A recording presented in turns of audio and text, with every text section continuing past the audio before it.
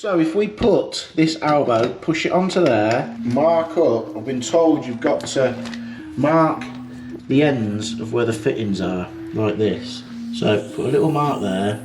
Then if there was an issue when you was pressing it and it slid down, you would know that it's no good. Now we've got the elbow on, we've got the T on with the reducer and the drain off. But yeah, I think we're just about ready. So we've got the Novopress tool here, it's all charged up. So if I just hold that into place here.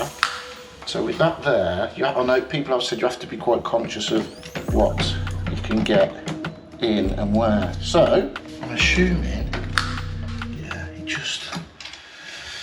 I suppose you just got to give it a go. So that's like that. Let's press the button.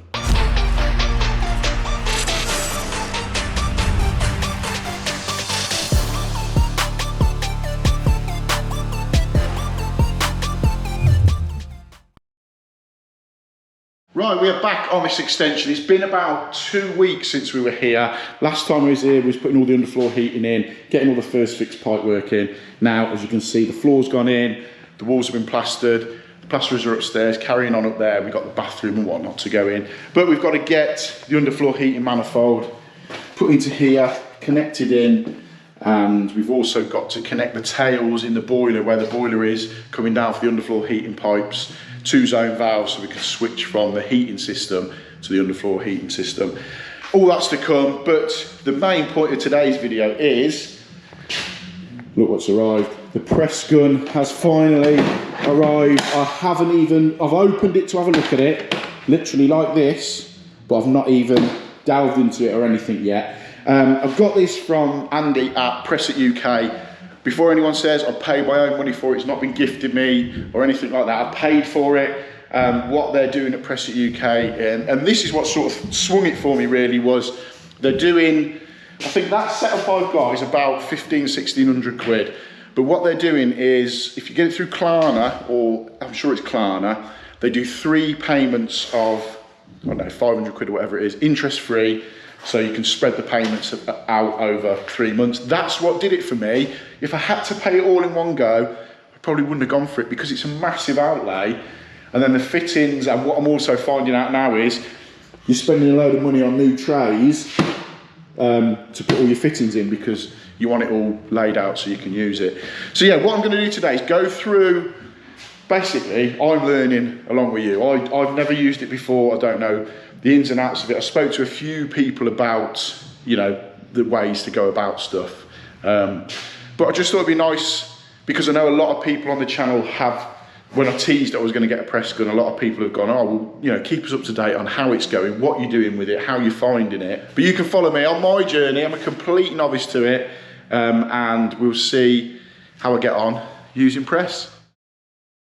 Right, welcome back to the channel. Hope everybody is doing well. This is the video that I know a lot of you have been waiting a long time, probably since the start of the channel, for me to get into doing press fit stuff.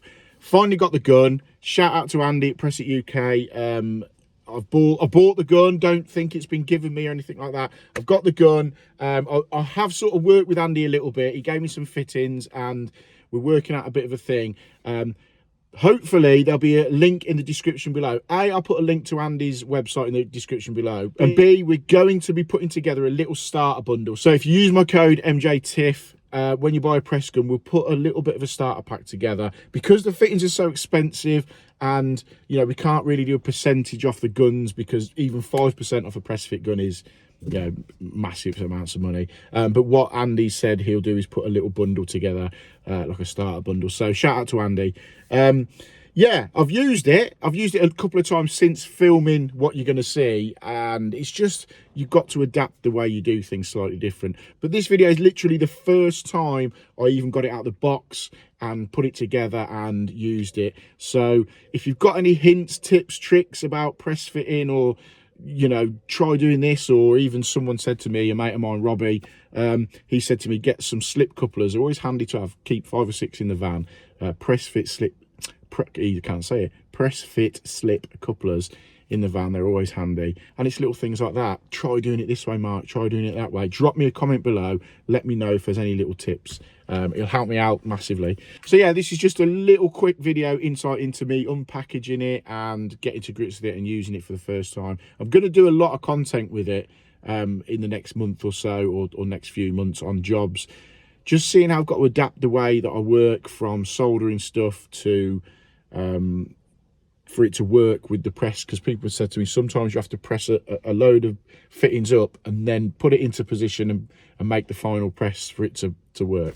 That will make more sense to you lot who use it than me, but for the people that don't, I'm going to show you. And I'm also going to do a price breakdown as well of the fittings, because that is a massive thing about it, is the price of what you're going to pay for press fit fittings compared to end feed fittings or plastic fittings. There's not much difference between plastic fittings and end feed fittings, which is quite interesting. As I said, link to Andy's website down below. If the code is up and running, MJTIFF, if you order a gun, you'll get a little bit of a starter pack. So yeah, let's get on with the video. Hope you enjoy it, and there's plenty more press fit stuff to come, so get subscribed to the channel. So this is the kit I got. It is, let me just spin that round, the Novopress AC0103. From what I can gather, it's the upgraded one. Like I've said, I'm literally opening it up. Don't know what that is. You'll have to go through that. Yeah, I'll have to go through it all. But typical man thing, you just get everything out straight away. There's the gun. Seems a nice gun. It works on the little 12-volt Milwaukee battery. So we'll plug some of them in. Got the charger. Got two of those.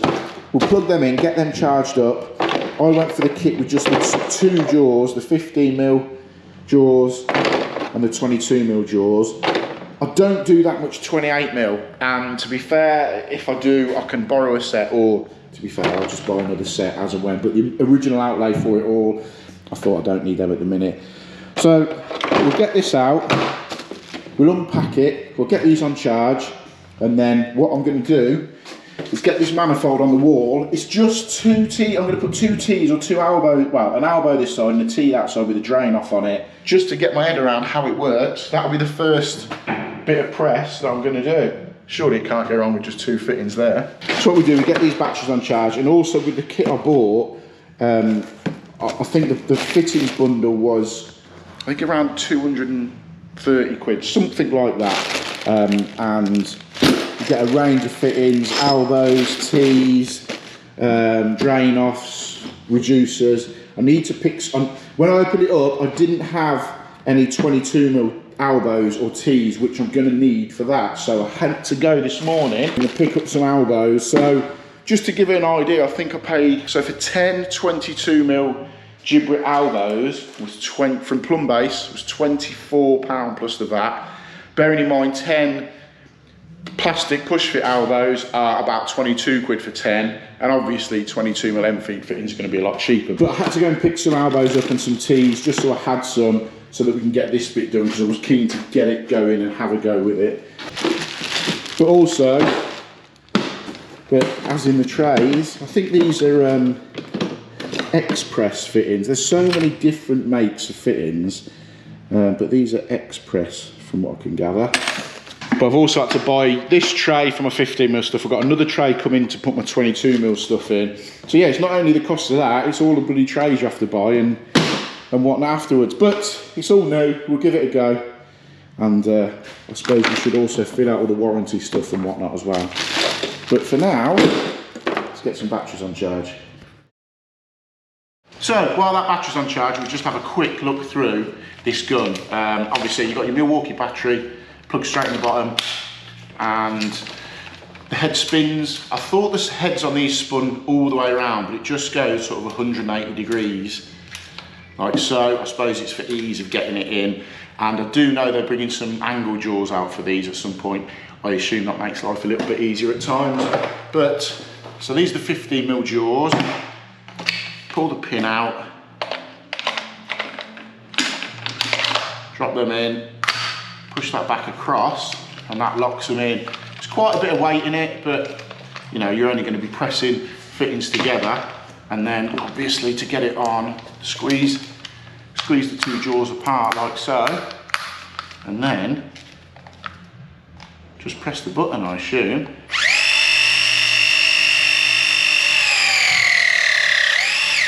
You can hear it get tighter as it goes up. Then you can hear it change. I suppose that's the bit at the top when it's clamping together. You probably shouldn't do that with it, but I just thought I'd give it a go.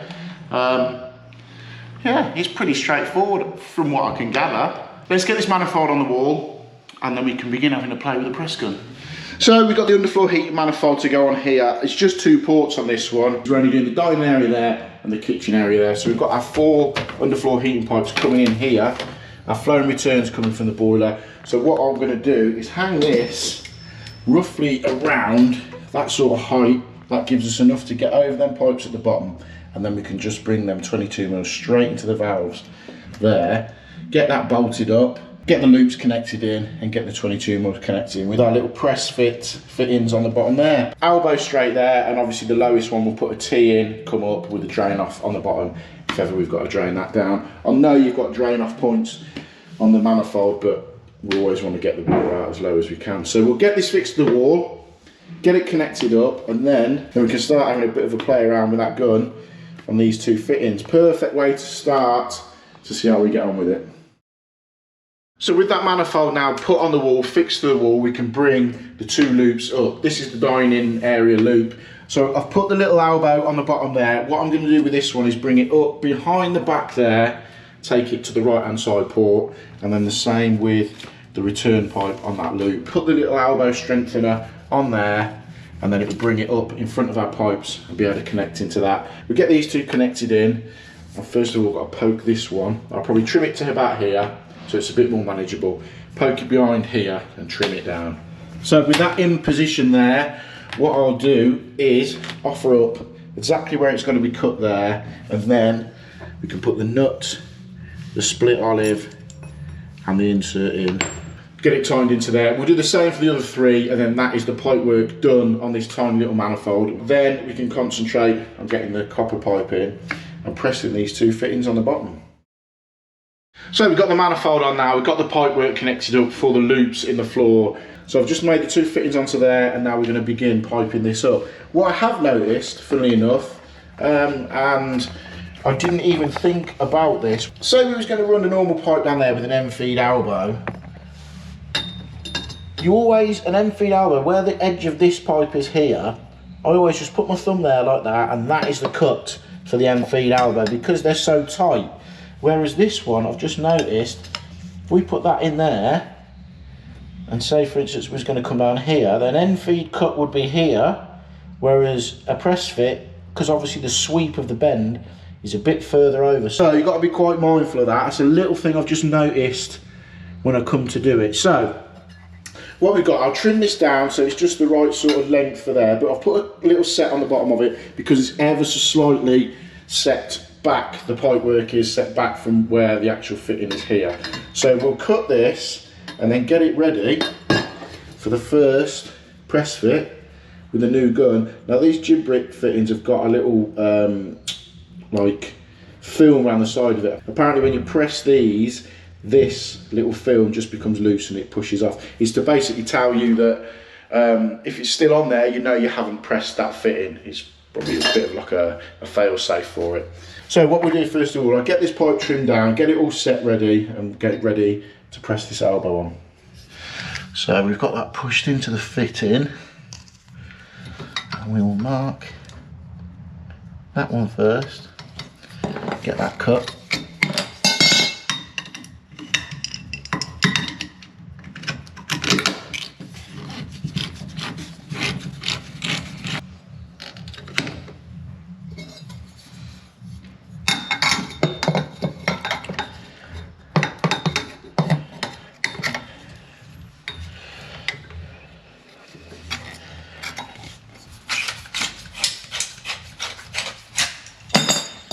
So, I think, so what I'm going to do is put a bit of paste on that, get this bit set in first, and then we can look at pressing this bottom elbow. Right, that's that pipe work in. So if we put this elbow, push it onto there, and mark up, I've been told you've got to mark the ends of where the fittings are, like this. So put a little mark there, little mark there. Then if there was an issue when you was pressing it and it slid down, you would know that it's no good. So We mark that up, that's how far they're going to sit into the fitting. So we'll do that, and then what I'll do, I'll get the other one made up exactly the same, and we can press them at the same time. So we're all set up now, we've got the elbow on, we've got the T on with the reducer and the drain off. I have noticed these drain offs are quite long. Obviously they've got to sit into the body, but even sitting into that fitting, you've still got quite a little bit out there, so just be a little bit conscious of that. But yeah, I think we're just about ready. I have noticed it is quite loose. You know, with the normal M-feed one, you put your flux in and they sort of bite a little bit, whereas these are, you know, quite loose. So I think you have to be quite conscious of that when you come in to do it. But as I said, it's all a learning curve. If anyone's got any tips, tricks, or comments, or try doing it this way, I'm open to everything because I'm completely new to it. But let's get this one done first, and then we'll get this one done as well. So we've got the Novopress tool here with the jaws ready to go. It's all charged up. So if I just hold that into place here. So with that there, I know people have said you have to be quite conscious of what you can get in and where. So I'm assuming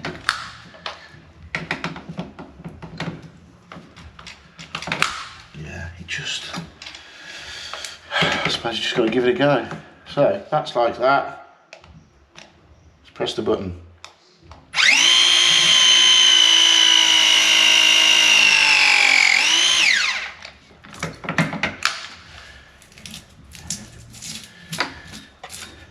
There we go. That comes off. First one done. Yeah, it just feels a bit funny putting the clamps on it. Oh, it's got a light on it as well, I never knew that. So, let's try the next one.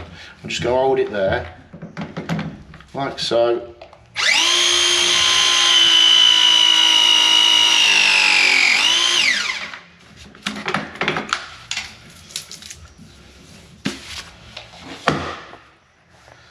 That's it then, easy as that. Seems alright, still got the marks on it. So let's go for the next one. I think if you hold it up into position, saves a bit of worry about it dropping off. So let's do this top one first.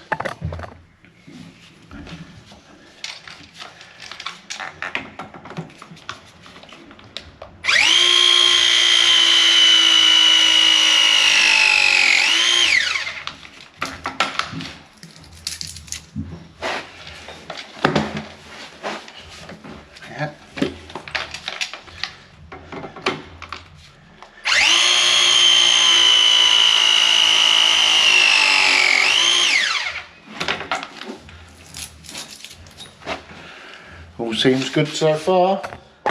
All seems to be going well.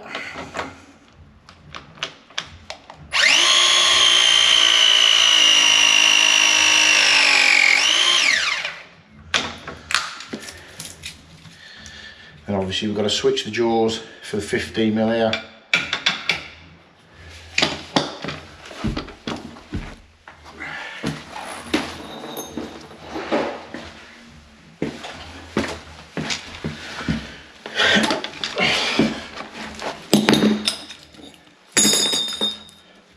So, because we've got the 15mm drain off, we've switched the jaws over. Just a case of pulling that pin out, taking the ones out. I assume there's no certain way they have to go in. And then, let's have that drain off looking down, like so.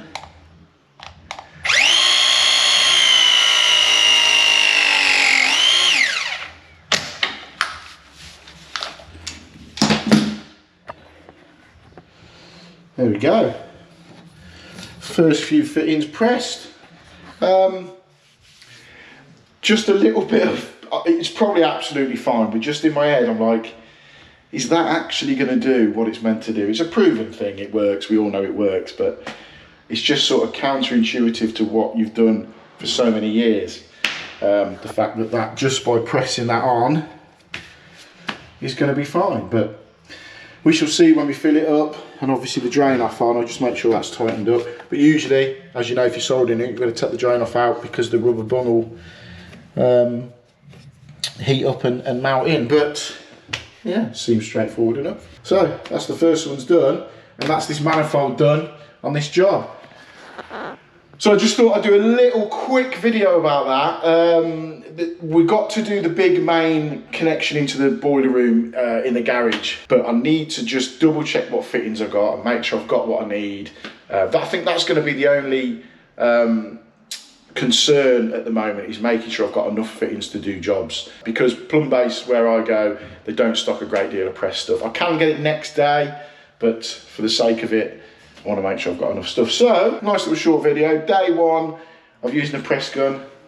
We'll see how we get on with it. But keep an eye out for the channel, because I'm going to do loads more press fit content coming. I'm going to do comparisons, price comparisons and all that sort of stuff. So, big shout out to Andy at Press It UK. I'll put a link in the description to their website, and possibly we'll have a code sorted out. If you use my code, you'll get, I think we're working at the moment on a little bundle of fittings. So if you order a press gun, use my code, we'll get a little bundle of fittings out to you as well. But hopefully that should be in place. If it's not, it will be on an upcoming video. So yeah, hope you enjoyed it. Plenty more press fit stuff to come. How weird is that, saying that, but it is what it is. Hit the like button, hit the subscribe button, drop me a comment below. Let me know if there's any little press fit tips or tricks or hints that I need to know.